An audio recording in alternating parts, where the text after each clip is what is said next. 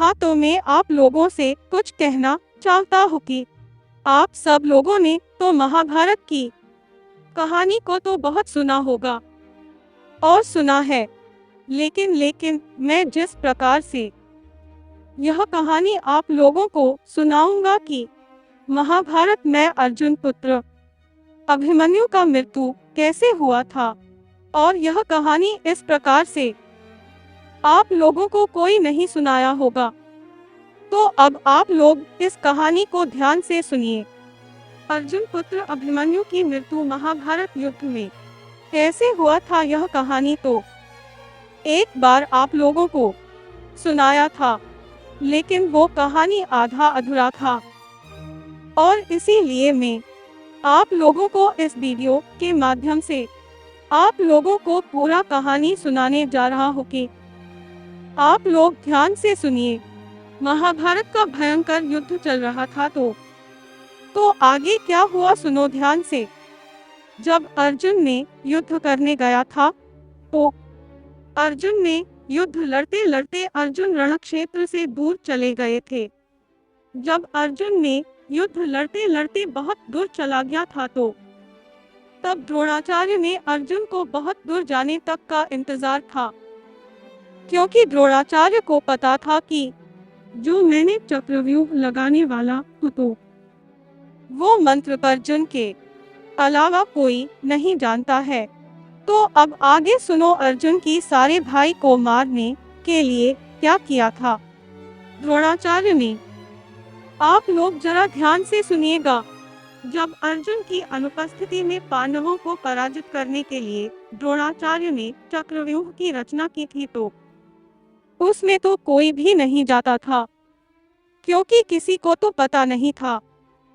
तब जाकर अर्जुन पुत्र अभिमन्यु ने चक्रव्यूह भेदने के लिए उसमें घुस गया था, क्योंकि अभिमन्यु को इसके बारे में पता था। तो आप लोगों का मन में यही सवाल होता होगा कि जब अर्जुन की चारों भाई को इसके बारे में नहीं है पता, तो फिर अर्जुन की पुत्र अभिमन्यु को कैसे पता हुआ था कि चक्रव्यूह में कैसे घुसना पड़ेगा। तो मैं आप लोगों को बताता हूँ कि अर्जुन पुत्र अभिमन्यु को कैसे हुआ था पता। कि देखो, हुआ था ये कि जब अभिमन्यु ने अपने माँ के पेट में था, तो उसी समय अर्जुन ने अभिमन्यु की माँ को, यानी कि अपनी पत्नी को, अर्जुन ने चक्रव्यूह की मंत्र सुना रहे थे, तो उसी समय अर्जुन की पुत्र अभिमन्यु ने ये सारे चक्रव्यूह का मंत्र सीख रहा था अपने माँ के पेट में। लेकिन हुआ था ये कि अभिमन्यु ने पूरा चक्रव्यूह का मंत्र नहीं सुन पाए थे, क्योंकि जब अर्जुन ने चक्रव्यूह का मंत्र सुना रहे थे, तो अर्जुन की पत्नी ने अर्जुन की चक्रव्यूह का मंत्र सुनते सुनते बीच में ही सो गए थे, और अभिमन्यु ने पूरा चक्रव्यूह का मंत्र सुन नहीं पाए थे, और इसीलिए अभिमन्यु को पूरा चक्रव्यूह का मंत्र पता नहीं हुआ था। लेकिन जब अर्जुन का पुत्र अभिमन्यु का जन्म हुआ था, तो अभिमन्यु ने बड़ा होकर अपने पिताजी अर्जुन से कहा था कि पिताजी, वो मुझे चक्रव्यूह का आधा मंत्र सुना दो, मैं सीख जाऊंगा तो हमें कोई दिक्कत नहीं होगा। लेकिन क्या करे, अर्जुन ने इस बात को ध्यान नहीं दे रही थी। अर्जुन को क्या पता था कि ये दिन आएंगे, लेकिन पता नहीं कि श्री कृष्ण ने भी इस बात को ध्यान नहीं दिया था। शायद भगवान को भी यही मंजूर था। तो अब आगे सुनो क्या होता है। और उसने कुशलता पूर्वक चक्रव्यूह के 6 चरण भेद लिए थे। तो अब आप लोग ध्यान से सुनिएगा कि क्या अब चक्रव्यूह से अभिमन्यु ने बाहर निकल पाएगा। आप लोग पूरा ध्यान से सुनिएगा। जब अभिमन्यु ने 6 चरण पार कर लिया, तो लेकिन अब 7वें चरण में उसे दुर्योधन ने और जयद्रथ आदि 7 महारथियों ने अभिमन्यु को घेर उठ लिया था और उस पर टूट पड़े थे, और जयद्रथ ने पीछे से निहत्थे अभिमन्यु पर जोरदार प्रहार किया था और वह वार इतना तीव्र था कि अभिमन्यु ने उसे सहन नहीं कर सका था और अभिमन्यु ने वीरक्ति को प्राप्त हो गया था। जब अभिमन्यु का मृत्यु हो गया तो अर्जुन के जो चारों भाई वहां पर मौजूद था तो फिर भी चारों भाई ने मिलकर भी अभिमन्यु को नहीं बचा पाया था, क्योंकि उन्हें वहां पर जाने का भेद पता नहीं था, तो उन्होंने अभिमन्यु को कैसे बचा पाते। जब अभिमन्यु को नहीं बचा पाया तो जब अर्जुन और श्री कृष्ण लौटकर आएंगे तो और आके दिखेंगे तो अब क्या होगा। तो अब आप लोग सुनिए ध्यान से। जब अर्जुन ने आकर देखेगा अपने पुत्र को तो तब क्या होगा। तो अब ध्यान से सुनिए। अभिमन्यु की मृत्यु का समाचार सुनकर अर्जुन ने क्रोध से पागल हो उठा और अर्जुन ने प्रतिज्ञा किया कि यदि अगले दिन सूर्यास्त से पहले ही उसने जयद्रथ का वध नहीं किया तो वह आत्मदाह कर लेगा। जयद्रथ भयभीत होकर दुर्योधन के पास पहुंचा और अर्जुन की प्रतिज्ञा के बारे में बताया।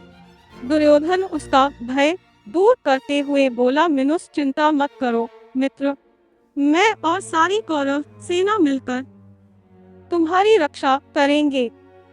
अर्जुन कल तुम तक नहीं पहुंच पाएगा, उसे आत्मदाह करना पड़ेगा। अगले दिन युद्ध शुरू हुआ। तो अब आप लोग ध्यान से सुनिए कि क्या अर्जुन ने सबको मार पाएगा, न तो फिर अर्जुन ने अपने आप को समाप्त कर देंगे। तो अब आगे सुनो क्या होता है, सुनिए। अर्जुन की आंखें जयद्रथ को ढूंढ रही थी, किंतु वह कहीं नहीं मिला। दिन बीतने लगा। धीरे धीरे अर्जुन की निराशा बढ़ती गई। यह देख श्री कृष्ण बोले, मिनुस्पाठ, समय बीत रहा है और कौरव सेना ने जयद्रथ को रक्षा कवच में घेर रखा है, अतः तुम शीघ्रता से कौरव सेना का संहार करते हुए अपने लक्ष्य की ओर बढ़ो। यह सुनकर अर्जुन का उत्साह बढ़ा, यानी कि अर्जुन की गुस्सा बढ़ा और वह जोश से लड़ने लगे। लेकिन जयद्रथ तक पहुंचना मुश्किल था। संध्या होने वाली थी। तब श्री कृष्ण ने अपनी माया फैला दी। इसके फलस्वरूप सूर्य बादलों में छिप गया और संध्या का भ्रम उत्पन्न हो गया।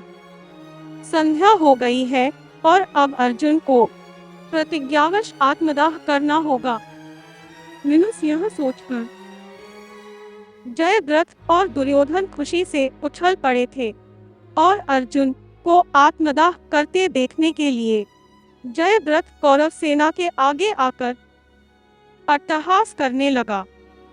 जयद्रथ को देखकर श्री कृष्ण बोले, मिनुस पार्थ, तुम्हारा शत्रु तुम्हारे सामने खड़ा है, उठाओ अपना गांडीव और वध कर दो इसका। वह देखो अभी सूर्यास्त नहीं हुआ है। यह कहकर उन्होंने अपनी माया समेट ली। देखते ही देखते सूर्य बादलों से निकल आया और सबकी दृष्टि आसमान की ओर उठ गई। सूर्य अभी भी चमक रहा था। यह देख जयद्रथ और दुर्योधन के पैरों तले जमीन खिसक गई। जयद्रथ भागने को हुआ, लेकिन तब तक अर्जुन ने अपना गांडीव उठा लिया था। तभी श्री कृष्ण चेतावनी देते हुए बोले, मिनुस है अर्जुन, जयद्रथ के पिता ने इसे वरदान दिया था कि जो इसका मस्तक जमीन पर गिराएगा उसका मस्तक भी 100 टुकड़ों में विभक्त हो जाएगा। इसलिए यदि इसका सिर जमीन पर गिरा तो तुम्हारे सिर के भी 100 टुकड़े हो जाएंगे। हे पार्थ, उत्तर दिशा में यहाँ से 100 योजन की दूरी पर जयद्रथ का पिता तप कर रहा है। तुम इसका मस्तक ऐसे काटो कि वह इसके पिता की गोद में जाकर गिरे। अर्जुन ने श्री कृष्ण की चेतावनी ध्यान से सुनी और अपनी लक्ष्य की ओर ध्यान कर बाण छोड़ दिया। उस बाण ने जयद्रथ का सिर धड़ से अलग कर दिया और उसे लेकर सीधा जयद्रथ के पिता की गोद में जाकर गिरा। जयद्रथ का पिता चौंक कर उठा तो उसकी गोद में से सिर जमीन पर गिर गया। सिर के जमीन पर गिरते ही उनके सिर के भी 100 टुकड़े हो गए। इस प्रकार अर्जुन की प्रतिज्ञा पूरी हुई। तो अब आप लोग हमें बताइए कि अर्जुन को किसने जिताया है? क्या अर्जुन ने खुद के बल पर जीता है? ना, अर्जुन को श्री कृष्ण ने जिताया है। बताइए बताइए, आप लोग हमें बताइए। आप लोग बताइए कि अर्जुन ने खुद के बल पर जीता है या श्री कृष्ण ने अर्जुन को जिताया है?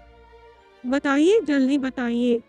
हम लोगों को लगता है कि अर्जुन को श्री कृष्ण ने जिताया है। हाँ, आप लोगों ने तो बिल्कुल सही बात चुना है। अर्जुन को श्री कृष्ण ने ही जिताया है।